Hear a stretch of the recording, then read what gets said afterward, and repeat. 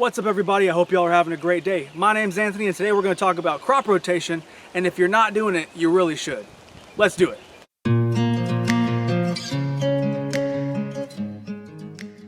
Alright, what is crop rotation? Well, it's basically the exact same thing the name would imply. You're rotating crops as meaning you're not putting the same crop in the same location 2 seasons in a row. Now, why you do it, there are basically 3 main reasons I wanted to get into with this video. One being nutrients in the soil, second, disease, and third, pests. Okay, so arguably one of the most important reasons why you want to rotate your crops is because certain plants are different feeders of certain types of essential nutrients in the soil. Like corn is a very heavy nitrogen feeder, all right, while root crops are very light feeders on all 3. Now, the main essential nutrients I really wanted to get into with this video is going to be nitrogen, phosphorus, and potassium. Nitrogen is very important for leafy plants, leafy greens, because that is basically the basis of chlorophyll and the production of chlorophyll. So when you have too much nitrogen inside your soil, you're going to get all leaves, no fruits. If you don't have enough, you're not going to get very many leaves, and the leaves are going to be yellow. Now, phosphorus is important for root development and the vascular system of the plant. If you have bad phosphorus, you're basically going to see stunted growth. You're not going to get near the potential as it should be. And potassium is going to basically play a role in how the plant uptakes water and how it's able to defend itself from pests and disease. All right, there are 4 different classes of plants I want to talk about when I talk about crop rotation. The first being beans or legumes. These are going to be used to fix nitrogen into the soil. Now, one thing a lot of people don't understand is nitrogen is very plentiful in the atmosphere, but it's very hard to keep in the soil. And a lot of plants require it. So you want to make sure that you're putting down things that can put nitrogen back in the soil. And those are legumes. So things like beans and peas are really good at this. Clover is also a nitrogen fixer. The second class of plant is going to be root crops. The thing I like about root crops is they are very light feeders. So when it comes down to the NPK scale, they really don't need much of any of those. So they're able to use what they got, and you can still plant something afterwards without really having to do any kind of refeed. The next one is going to be greens. Greens are very heavy feeders of nitrogen. So this is where your beans come into play. Your beans are going to fix the nitrogen in the soil for your greens. That way, greens like spinach, lettuce, cabbage, they can grow big and nice and leafy, and you don't have to worry about anything. Fourth and final class is going to be fruits, your fruiting plants. These things that we've all seen, like tomatoes, cucumbers, squashes. You want to make sure that you have enough nitrogen in the soil to keep the plant happy, but not too much that it's in excess and the plant is all leaves, no fruit.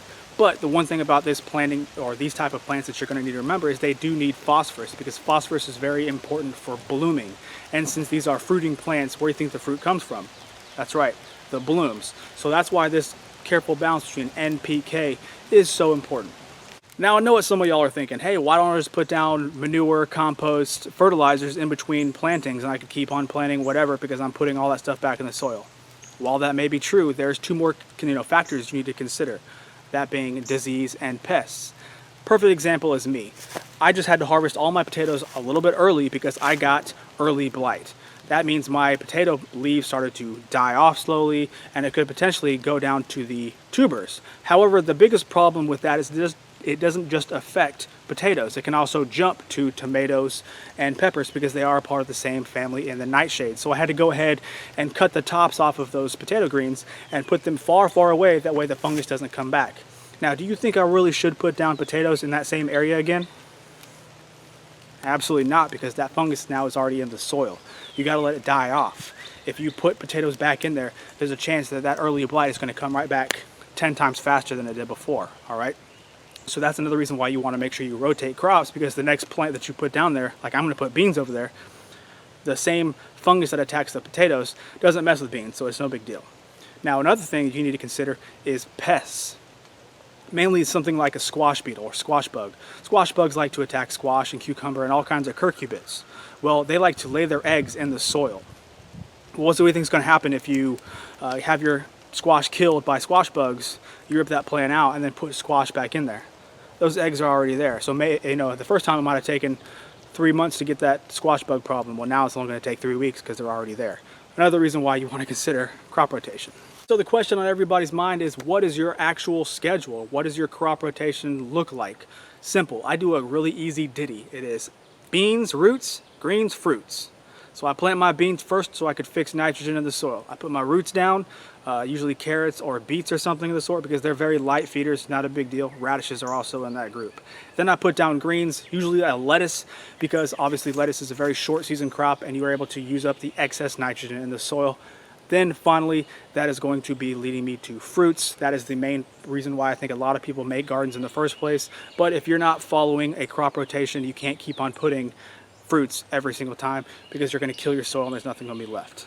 All right, that'll about do it for me. If you have any questions, please feel free to put it down in the comment section. I will do my best to get back with you, things that work for me.